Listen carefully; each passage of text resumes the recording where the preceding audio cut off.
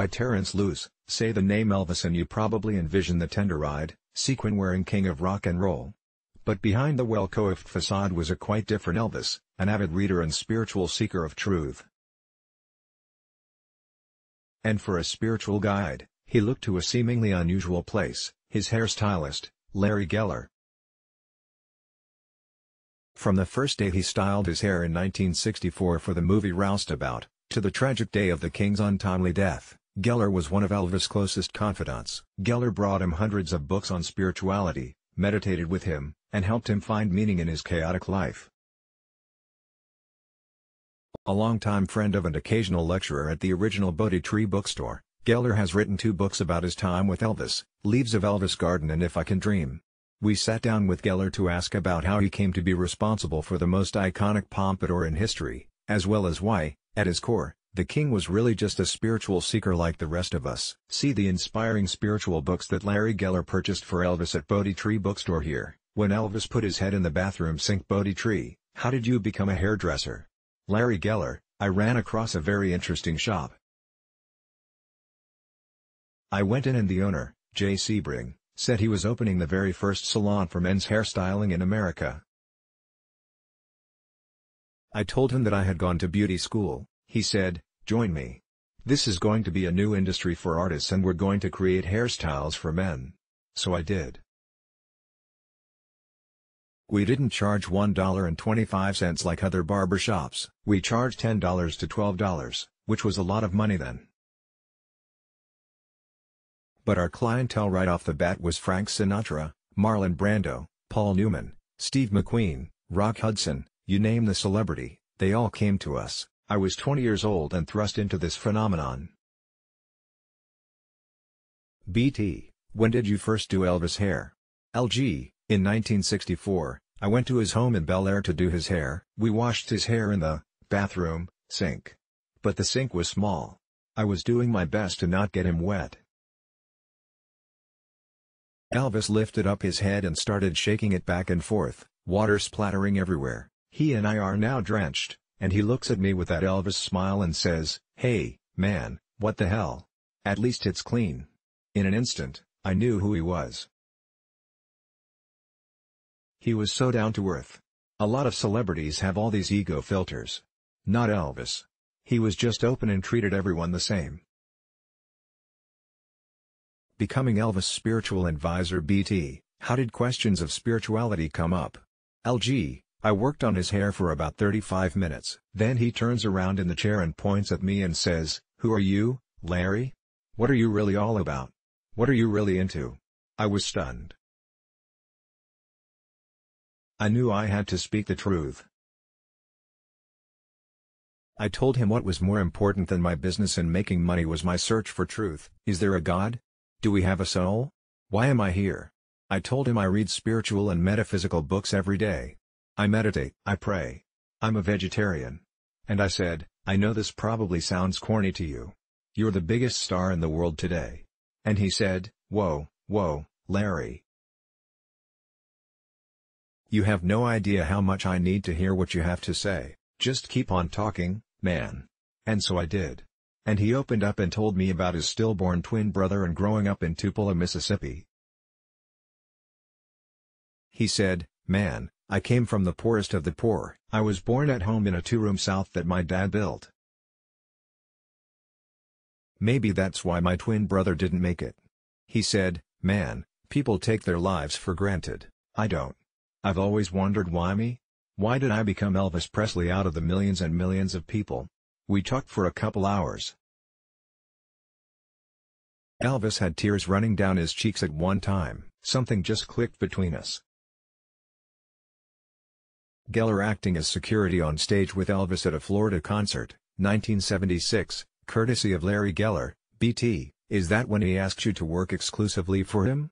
LG, after a few hours, I had to go because Peter Sellers was waiting for me. So Elvis said, you go back to the salon for Peter, but tell them you quit and you work for me time. I knew what he was saying. He was saying, if you accept this offer, you are going to become responsible for the image of the biggest star on planet Earth. But he was also asking me something more profound, more important, And that was that he wanted me to guide him, mentor him, because he knew that even though he was the biggest star in the world, there was something missing. There was a hole. And that was profound in itself. So I said yes, amassing a Bodhi tree library. BT, what were some of the first books you brought him? LG, I brought him a book called The Impersonal Life about esoteric Christianity. That became his Bible. In fact, when Bodhi Tree opened in 1970, I was buying all the Impersonal Life copies they had because Elvis liked to give them to people. I also brought him Autobiography of a Yogi by Paramahansa Yogananda and The Prophet by Khalil Gibran. But that was just the beginning. Elvis became a searcher for truth, and by 1965, Elvis was reading books every day. Everyone around him knew there was a big change in him and they didn't understand it. They thought, what is this guy Larry Geller doing to Elvis? But Elvis himself was discovering realities of life that were close to him. Over the years, we amassed a library that was incredible. In the 70s, they all came from Bodhi Tree. BT, in fact, you brought him books shortly before he died. LG, yes, a couple days before Elvis died, I stopped by Bodhi Tree and bought 3 books for Elvis. One of them was The Scientific Search for the Face of Jesus by Frank Adams. A couple hours before Elvis died, I gave him the books, and his body was found in the fetal position and he was reading that book when he died. Colonel Tom Parker, Elvis and Geller at Dodger Stadium while filming Spin Out, 1966, courtesy of Larry Geller, ignoring the need for drastic life changes. BT, were you surprised to hear Elvis died? LG, I was shocked, but not surprised. About 6 months before Elvis died, we were on tour in Louisville, Kentucky. It was late afternoon and Elvis was in the bedroom with his doctor. Suddenly, there was a pounding on the front door. His manager, Colonel Parker, came in. He went into the bedroom. When the door opened, I saw that Elvis was semi-conscious and Elvis' doctor was dunking his head into a bucket of ice water. Elvis was moaning. I thought to myself, okay, this is good, because his manager finally saw the reality. Elvis should be in a hospital, he should not be on tour. About a minute and a half later, Colonel Parker came out and walked up to me and stared coldly into my eyes and said, "The only thing that's important now is that man is on the stage tonight." And he walked out. And my heart dropped. BT, what happened then? LG, the doctor left and Elvis called me. We had a conversation and Elvis said, "Larry, my life's on the line and I know it. I've been hiding from the truth for too long. There are too many people around me that I've outgrown."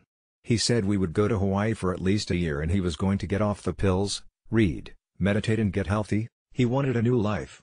BT, but that never happened? LG, no, and what's sad is that the greatest phenomenon in history ended as a tragedy.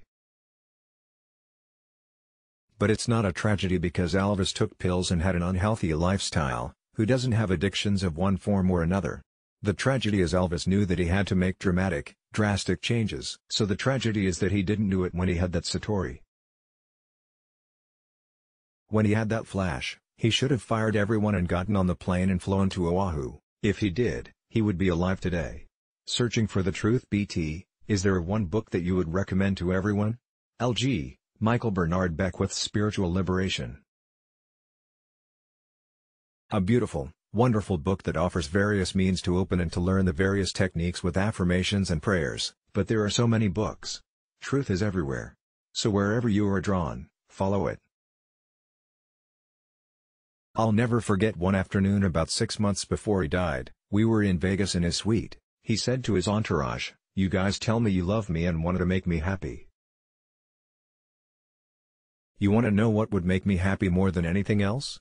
To start searching for the truth about why you were born." And that's his message. Elvis signing autographs for awaiting fans, 1964, courtesy of Larry Geller. Source, Bodhi Tree. Let's block ads. Why?